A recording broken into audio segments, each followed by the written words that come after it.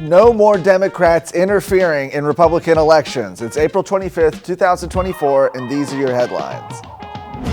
The Republican Party of Texas will soon be exploring ways to close their primary elections in an effort to stop Democrats from interfering in picking the party's nominees.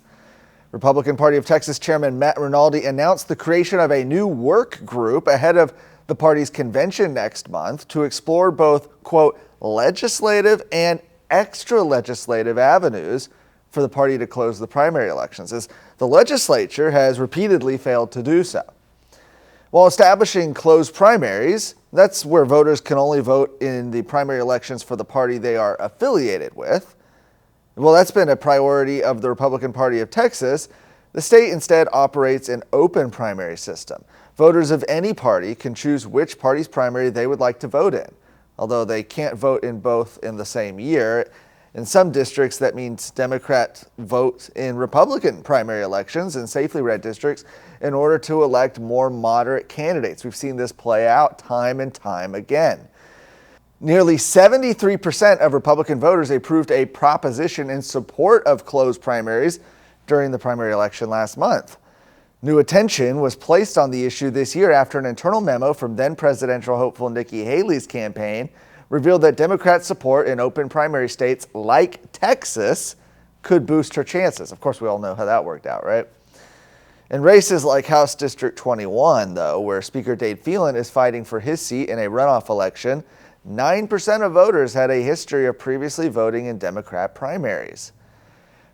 Republican Party of Texas Chairman Matt Rinaldi said Republican voters have the right to choose the candidates who will represent them in general elections. We look forward to ending Democrat interference in the Republican primary and giving Republican voters a stronger voice in their own party moving forward. Now, this closed primary working group will be chaired by former state Republican Executive Committeeman Mark Ramsey and will also consist of current SREC members Matt Patrick and Jim Pickle, Republican Party of Texas General Counsel Rachel Hooper, and former RNC committeeman and Texas Homeschool Coalition President Tim Lambert. That Texas GOP convention, by the way, will take place in San Antonio on May 23rd through 25th. The anti-Israel protests that have captured college campuses nationwide, well, they've come to Texas. You've seen the video, you've seen the pictures. Hundreds of students marching and gathering at the University of Texas in Austin in support of freeing Palestine. The protest, which was organized by the Palestine Solidarity Committee, saw students reciting those anti-Israel chants, Free Palestine, and From the River to the Sea, Palestine will be free. That's a call for the end of Israel as a nation. Such demonstrations have heated up in recent months following that October 7th surprise attack by Hamas against Israeli civilians, killing more than 1,200 people. Officers from the Department of Public Safety were sent to contain the protests, resulting in approximately 50 arrests. The Travis County Attorney says they've declined to pursue most of those charges against them. In response, Governor Greg Abbott said anti-Semitism will not be tolerated in Texas, period. Students joining in hate-filled anti-Semitic protests at any public college or university in Texas should be expelled. Now, the protest on the UT Austin campus comes on the heels of a group of Democrat lawmakers in the Texas House encouraging President Joe Biden to, quote, reassess financial aid to Israel in light of what they've called the ongoing assault on civilians in Gaza by the Netanyahu government. That group of 10 Democrats, by the way, includes State Representative Victoria Niave Criado, who was placed in the position as a chair by Dade Phelan last year. They've been called the most powerful political entity in Texas.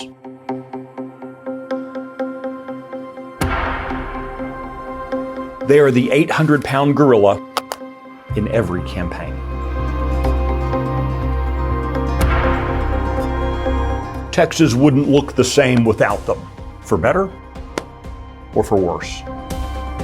So I'm traveling the state to find out who they are, why they started, and what they're now doing to Texas.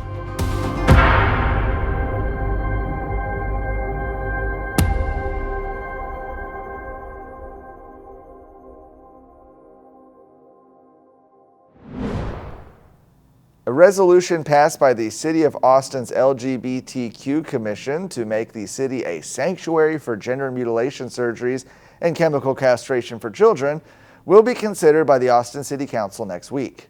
The city's LGBTQ Quality of Life Advisory Commission unanimously approved the recommendation to the City Council last week to protect transgender and sexual identity. Those were their words. The resolution states that the policy of the city will be that no city personnel, funds, or resources will be used to investigate, criminally prosecute, or impose administrative penalties on gender-confused individuals seeking those mutilation surgeries, procedures, or an individual or organization attempting to assist the individual to receive the procedures. Additionally, it states that, quote, except to the extent required by law, city personnel shall not enforce laws of other jurisdictions that impose criminal punishment, civil liability, penalties, or professional sanctions upon those gender-confused individuals and others attempting to assist them. During the last legislative session last year, Texas lawmakers passed Senate Bill 14, which prohibited gender mutilative surgeries from being performed on minors. State Representative Tom Oliverson, the House sponsor of that law in question, said on social media that this law is enforced by the Texas Medical Board, not city personnel. So it remains to be seen what effect this city resolution actually would have. It is set to be taken up for consideration during the City Council meeting on May 2nd. For more of today's stories, go to TexasScorecard.com.